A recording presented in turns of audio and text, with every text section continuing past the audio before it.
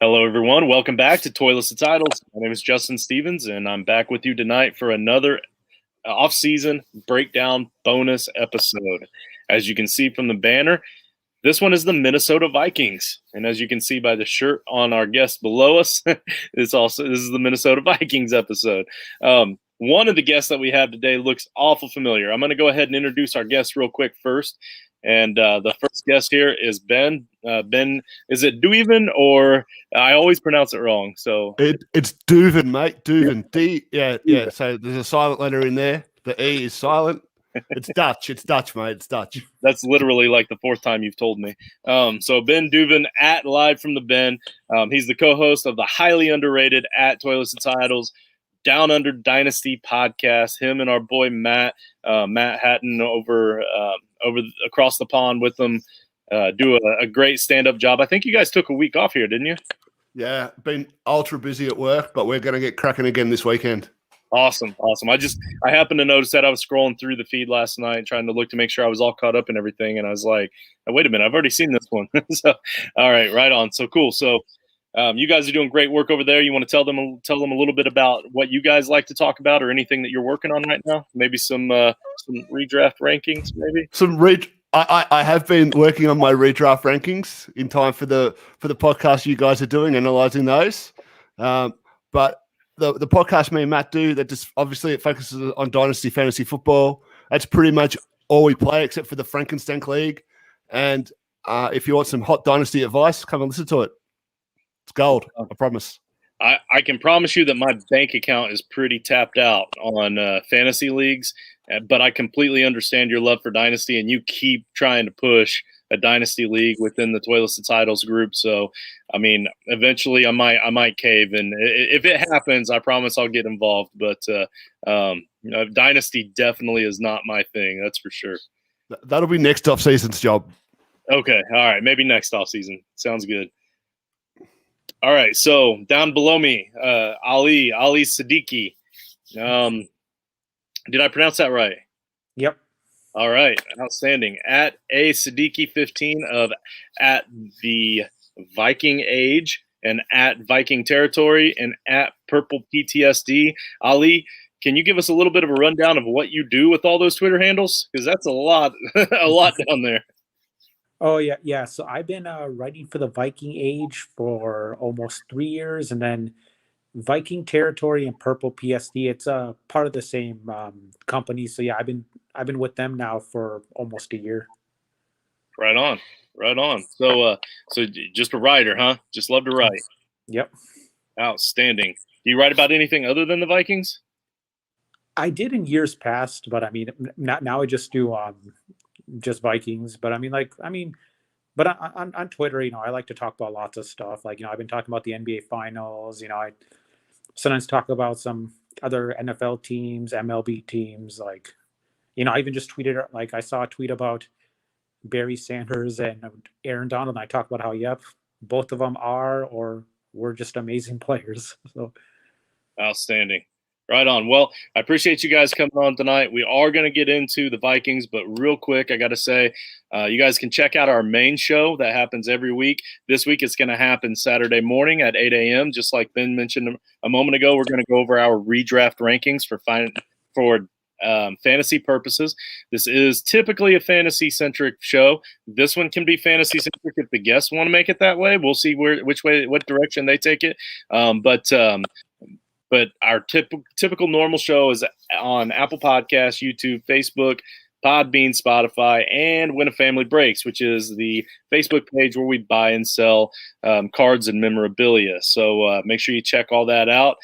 This particular episode, this breakdown episode, is only on Facebook and YouTube. So we're trying to show all these breakdowns here to try to entice you to listen to our weekly show. So we'll see you Saturday morning. Please make sure you hit that like and subscribe button, both of those buttons down there at the bottom to help us out. And speaking of helping us out, give us that 5-star review, which I'll talk about in just a moment, and the patreon.com/Toilets2Titles.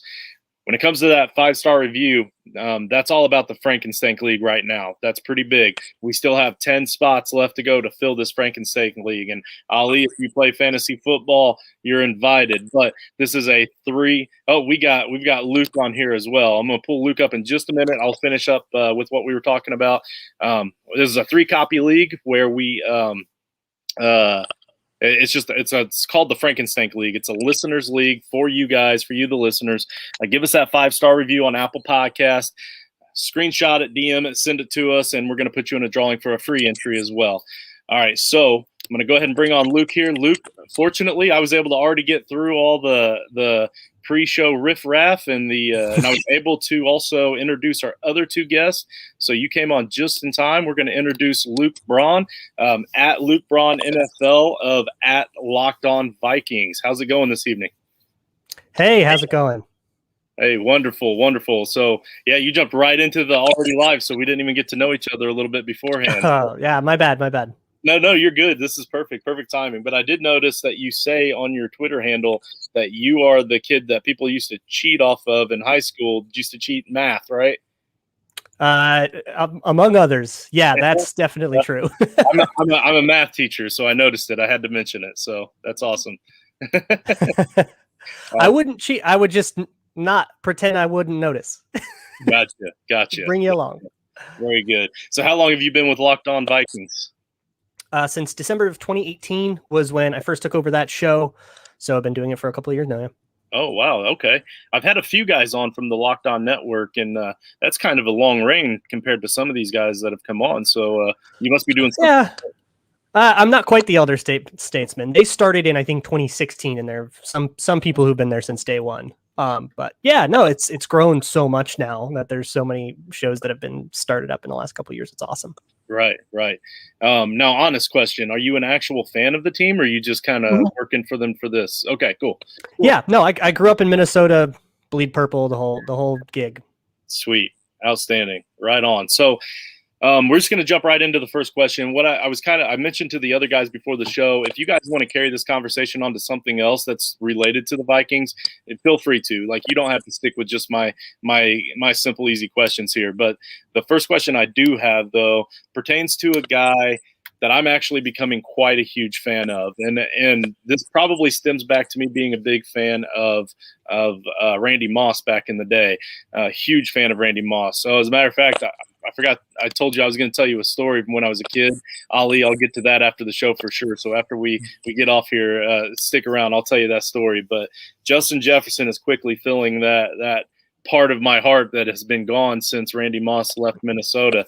And from a non-Vikings fan standpoint, full disclosure, I'm not a Vikings fan, but from the outside looking in, it looked to me like Justin Jefferson had pretty solidly taken over that wide receiver 1 spot from Adam Thielen by the end of the season. So was that like a rookie thing where maybe you might see a second-year recession, or maybe are you hearing of the fact that he might even improve on those numbers? Are we kind of looking at the same thing? So my first question to you guys, we'll start with you, Ben. Just kind of give me a gauge of that. Like, is Justin Jefferson really going to be the real deal? Look, I think Justin Jefferson will be the wide receiver 1, but that doesn't necessarily mean that he's going to improve on those numbers, because those rookie numbers were very, very impressive. So if he commands more attention, the numbers might drop a little bit, but that doesn't mean that he hasn't improved as a player. Yeah. That's really my take there. Adam Thielen's still really, really good. I think it's still going to be really a 1A, 1B situation until Thielen drops off. But as far as the coverage and the attention, I do expect that to be Jefferson going forward. But it might not reflect in the numbers. So what is that? What does that say for the rest of the wide receiving core there?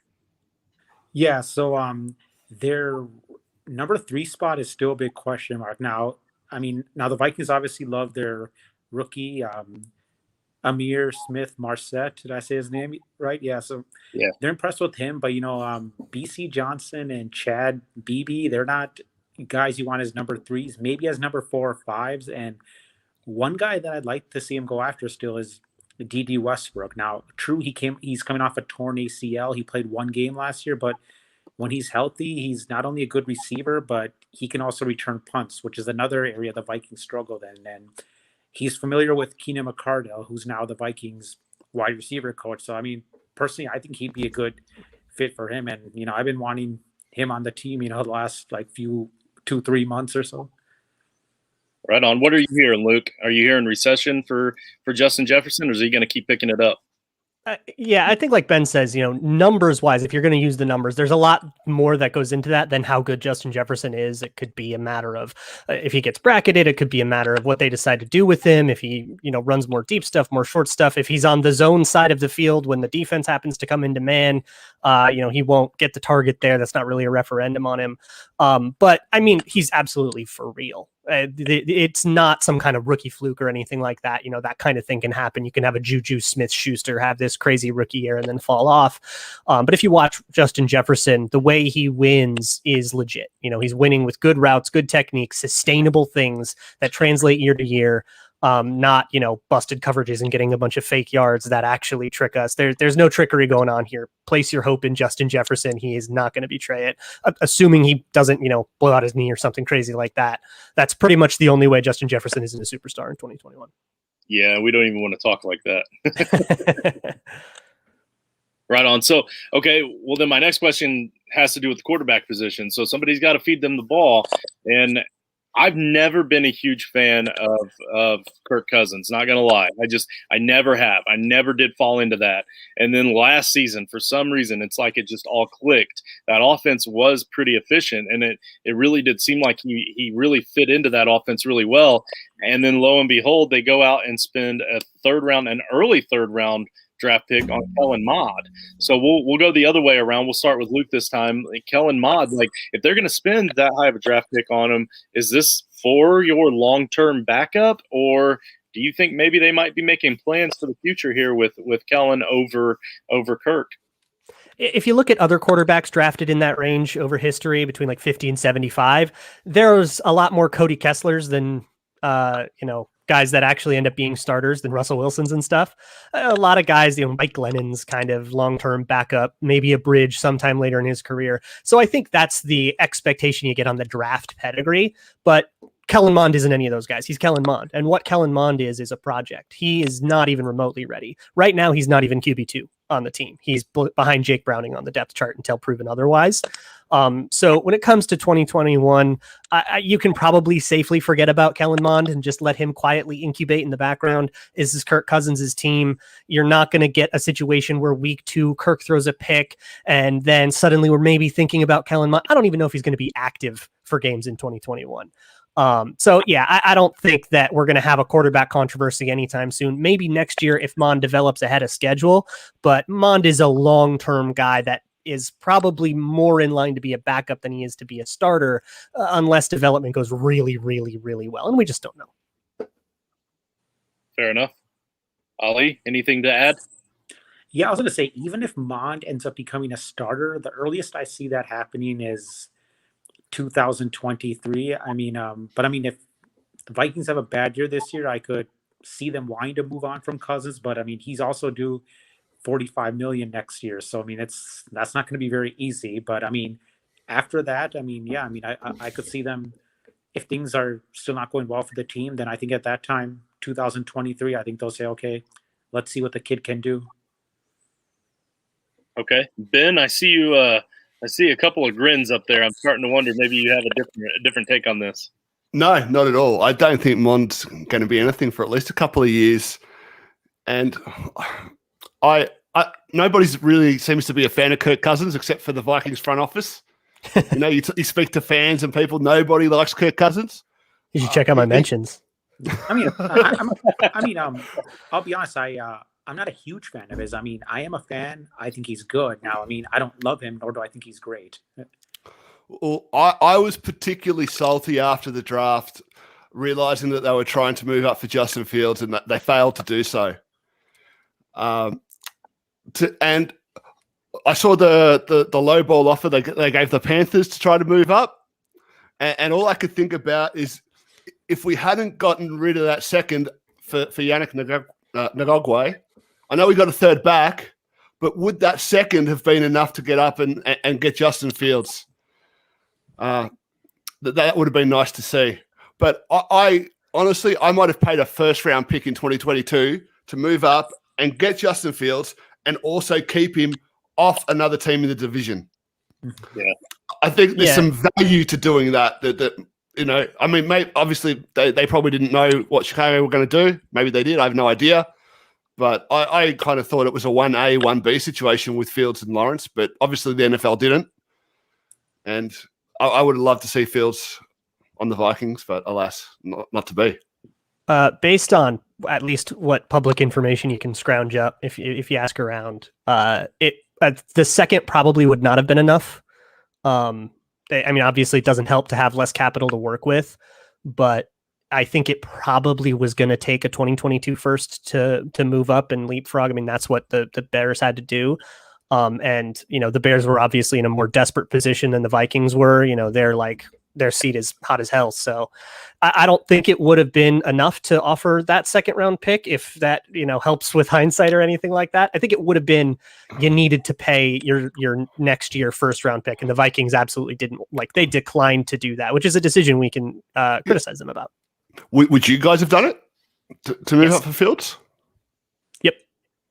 I would not have, is part of it, is the history with OSU quarterbacks, but yeah, just in general, I admit usually I'm someone who's hesitant about trading a lot just to trade up, just because you just never know with rookies. I mean, some of us thought Ryan Leaf was going to be very good, Jamarcus Russell. Now, obviously, they had work ethic issues, but a lot of people expected they'd be good.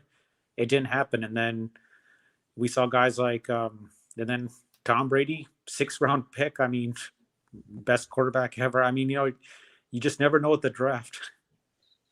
But who's to say that the pick you're trading away isn't a Laquan Treadwell, right? I mean, you're trading rookies for rookies, so it's all unknowable dice rolls that you're trading away from. It's like trading stocks. You know what it's going to be. So who's to say you're not trading Laquan Treadwell and Mike Hughes and not trading, Justin Jefferson and Anthony Barr? Yeah, that's another thing. Exactly. You never know, but I mean, yeah, but I mean, it depends. If your team is in full rebuild, then it's probably more worth the risk. But I mean, like you, Ali, I don't know the cap situation with Kirk Cousins, but if you trade that first to move up and get Fields, and then you can move on from Cousins, you can go out and buy established talent that is good. Rather than banking on first-round draft picks, which are a 50-50 proposition, Luke, or is it even that? I don't know. Something like that. Yeah, something like that. I would say 50-50 in the first couple of rounds, and then it gets worse from there. Yeah, and if you can find a way to get rid of Cousins in that scenario where everybody knows now you want to get rid of him, so you probably can't get as much back, but that's all splitting hairs and going way too far down a different timeline, I think. Right on. So we've hit quite a bit on the offense here, but any Vikings fans that are out there trying to watch this might be a little bit more interested in the defense right about now, because just from doing my research for this one particular episode, I noticed it looked like that defense scored pretty low in a lot of categories last season overall, which was kind of surprising. I didn't think that they were ranked nearly that low going into the season, but they didn't play that great last season. But they did address a lot of positions here in the draft this season. Is there any other moves they made, or is there anything else about that defense that Vikings fans would have to be excited about? I'm really excited about the Tomlinson signing and Pierce coming back from COVID to really strengthen that defensive line. And hopefully that's a flow-on effect to the entire defense, making everything just a little bit better, which collectively could be a big kind of gain. If you think back to December, when the Vikings had a 5-1 streak, they were coming off a 5-1 streak after the bye. They went 1-5 and then 5-1. So they were 6-6 and they were in playoff position. And then they dropped 3 games in a row to Tampa Bay, Chicago, and New Orleans. In those games, rushing offenses looked like passing offenses against the Vikings. David Montgomery set a career high. Alvin Kamara scored 6 touchdowns. Dalvin Tomlinson and Michael Pierce fix the premier problem that plagued the Vikings. Forget offensive line. Shut up about Kirk Cousins. Run defense was the killer, and it has been completely reconstructed from scratch. Mm-hmm. And yeah, I was gonna say too. Yeah, defense. Yeah, of course was really bad. You know, it's 27th over on the league. Their 29.7 points allowed was 29. So yes, not only do they get Danielle Hunter and Michael Pierce back, Anthony Barr missed 14 games last year, and then they also added Sheldon Richardson, Patrick Peterson, Bashad Breeland, Xavier Woods, Mackenzie Alexander. So yeah, I mean, like, this defense, if they can stay healthy for the most part, they should be top 10. I mean, maybe even top 5. We'll see. And then and yeah, I mean, like, earlier, like, I thought they should have gone. I was really hoping they would go after Justin Houston, but with Sheldon Richardson being able to play a little bit of defensive end, I think they maybe Houston won't be as needed. But I mean, if they do decide to still go after another pass rusher, I mean, it won't be a bad decision by any means. Everson Griffin's still out there. I mean, Griffin will always be one of my favorite players, but I think he kind of burned his bridges with those tweets. It depends on like how mad the Vikings are. Yeah. Yeah. I mean, personally, I don't think they'll bring him back, but I guess we'll see what happens between now and, you know, the preseason. You know, things always change in this league, things change a lot. So we'll see. Between Hunter's health, which apparently is meant to be really good now, I guess, and the defensive end spot opposite him, I mean, I would say that's a pretty big concern right now. Defensive end, the interior looks fantastic on paper, but I don't know. I just feel like defensive end is a concern. Are we not super confident in the edges that they drafted? Patrick Jones and Janarius Robinson. Janarius Robinson's another guy I don't think is active at all in 2020. I mean, they'll stash him on the roster because he's a 4th-round pick, but I don't think he dresses. He has like very, very limited skill set, and he's got a lot to learn. He's just kind of an athletic project. Patrick Jones might get in, but I do think you're going to see Danielle Hunter and Stephen Weatherly getting most of the snaps unless somebody surprises in camp. Yeah, and then DJ Wanham will be in his 2nd year, and I mean, he did show some positive flashes. Now, if he does ever become a full-time defensive end, I don't know if he's ready quite yet. I mean, my hope is maybe he'll be like a Lance Johnstone type player where he may not start, but when he's in there, he plays pretty well. You know, Lance Johnstone was with the Vikings from 01 to 05. I mean, pretty underrated pass rusher.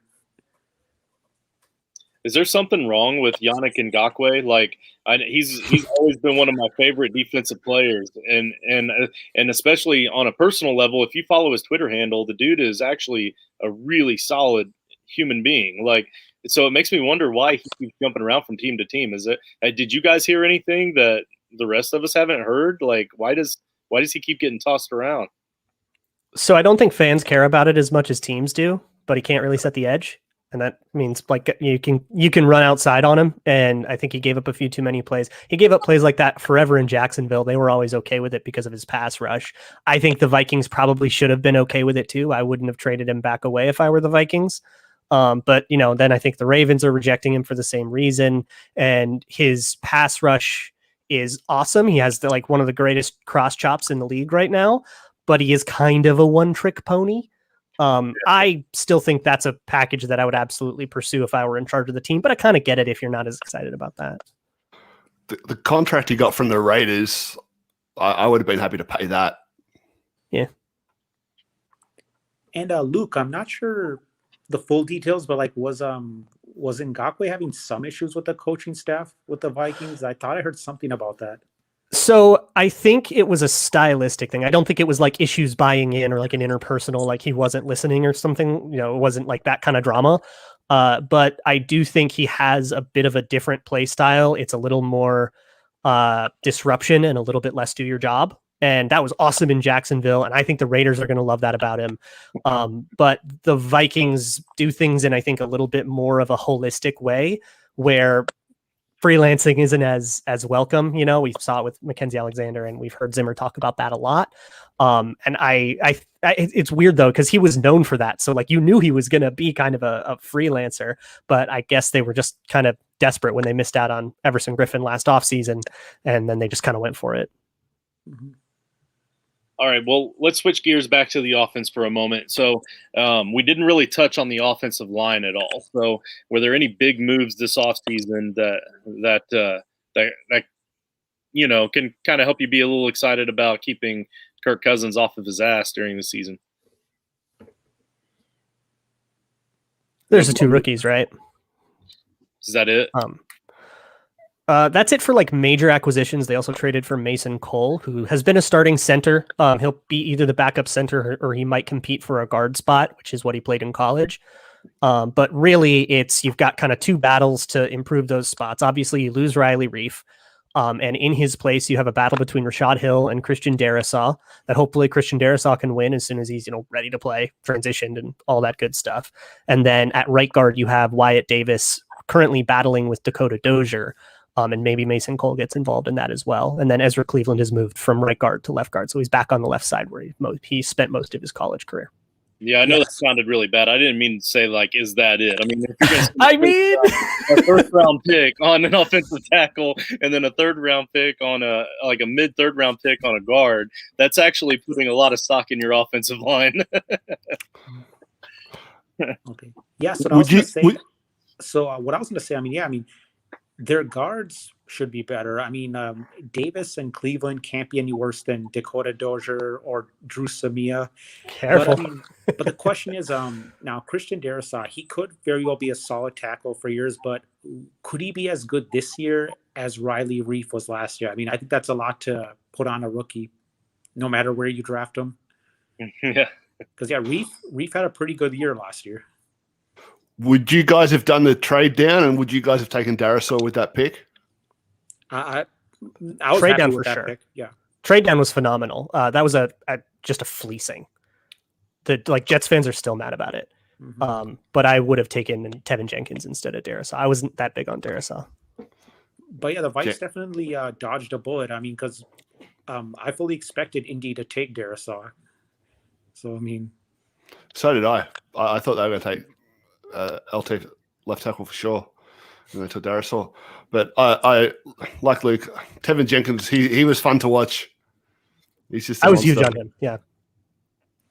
And then he seems like he's just a right tackle. Where I guess they probably took Darrisaw because they think he can play the left tackle. Yeah, well, and then you don't have to move O'Neal, so there's definitely like part of it to that. But I think they fell in love with his power, which is what everybody fell in love with, because he can just like push dudes like shopping carts. Mm-hmm. I would normally roll into my last question here, but I've had kind of a debate with one of my chat groups this past week about a very specific Vikings player. So I got to bring it up, all right? And that's Irv Smith. So personally, I look at it as Irv Smith was playing better than Kyle Rudolph was when Irv Smith was out there. He looked to be more athletic. He looked to be a better tight end. And then they moved on from Kyle Rudolph, and they didn't bring anything else in to help support that room. I think that Irv Smith has the potential to be the real deal. I think he could potentially be a top 10 tight end. And again, this is kind of a fantasy question, but kind of not. A top 10 tight end for fantasy purposes and a top 10 rated tight end for actual NFL purposes. Am I drinking the purple Kool-Aid on this one, or am I missing something? Because for some reason, half of the people that I communicate with are telling me that I'm crazy. No, I mean, Smith, I believe, is the real deal. And now, I mean, I know Zimmer was saying though that even with Rudolph gone, they won't use him as much. But I mean, it might just be reverse psychology. But about their tight ends, I think when Rudolph was out, Tyler Conklin looked good too. So I mean, I think the two of them will make a pretty good duo. So if you look at, we've already seen this, right? We've gotten a sample because Kyle Rudolph was out for the last month of the year. Irv Smith was already a top 10 tight end in December. Don't tell anyone. I agree. So And people just didn't notice because the defense was terrible and everybody was mad at other stuff. That was like one of those games was the one Dan Bailey missed like 3 kicks. So everybody was mad at other stuff. Nobody noticed that Irv Smith was good. And so was Tyler Conklin. So if you just take what they did in December, I think that gives you a really good blueprint for what you're going to see. Fantasy wise, I'd be careful though, because I think Irv Smith was kind of already getting the targets that he'll get. And I think really the change is the targets Rudolph was getting now go to Tyler Conklin.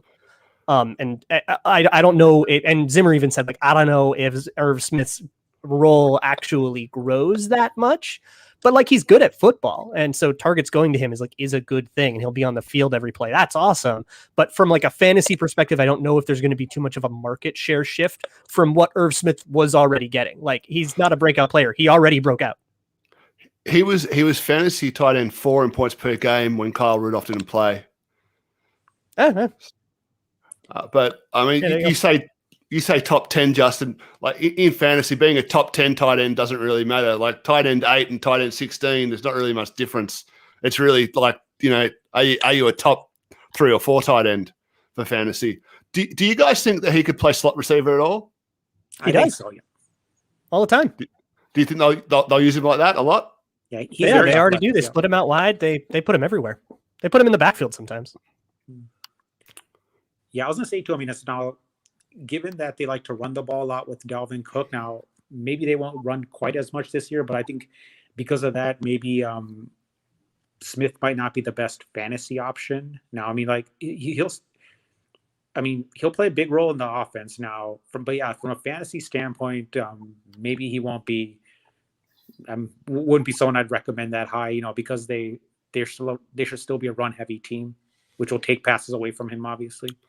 And he'll be the 4th option in the passing game behind the 2 wide receivers and Dalvin Cook, most likely. Mm-hmm. Right on.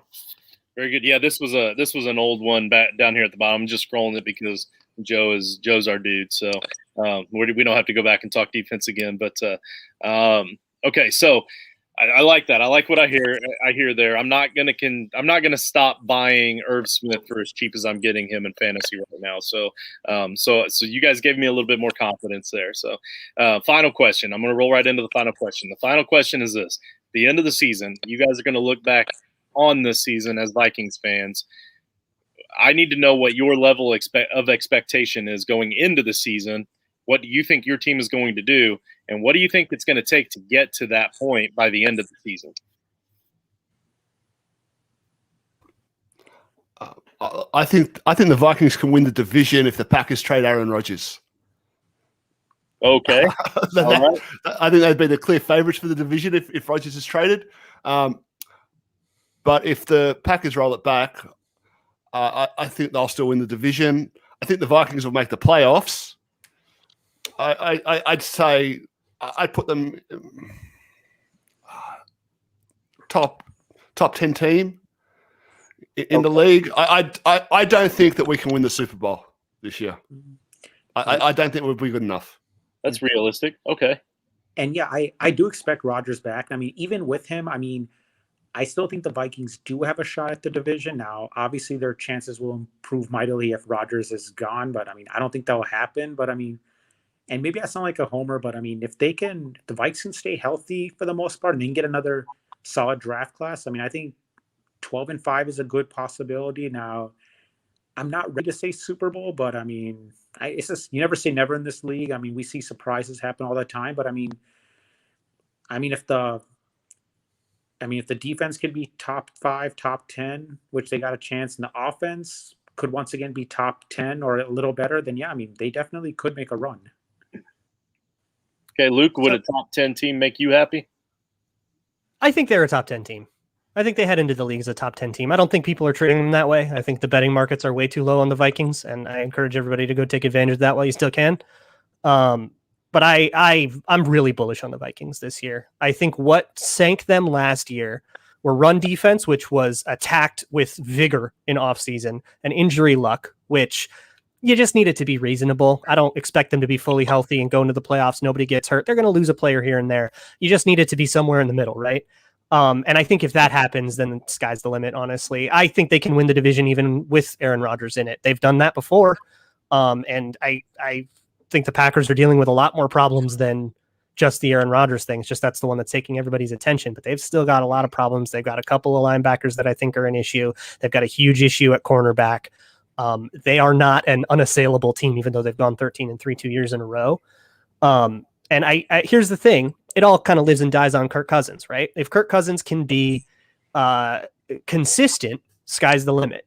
If you can get 10 wins and sneak into a wild card, and then Kirk Cousins puts together a phenomenal 4-game streak, sometimes he has those streaks. If he just has one in January and you're 10-7, you might be able to knock out a couple of road games and make a run at this thing. So yeah, I think sky's the limit, honestly. And if something goes wrong, when we're sitting there at the end of the season looking back, I think whatever sinks the Vikings is something we don't know yet. All right. Very good. I just don't think Cousins can put together 4 good games against player quality teams. I don't think he can either, but that's what it takes, right? Mm-hmm. Yeah. And I'll say one of the concerns I have, I'm actually more concerned about the offense than the defense. And the reason is because, look, they have a rookie left tackle, and then they have a rookie offensive coordinator. Now, I didn't think Gary Kubiak did a great job calling plays, but personally, I want him back so they could have continuity. Because, since North Turner resigned during the 2016 season, every year to start the season, they've had a brand new offensive coordinator. And, continuity is good in this league. But, I think since Clint Kubiak was a quarterback's coach the last 2 years, he can bring some continuity and might even add some more flavor to the offense. But given that he's never been a play caller, I admit that does concern me a little bit. That's a fair point. Very fair point. And you even touched on the coaches a little bit, which is something that I didn't really think we'd have time for. Uh-oh.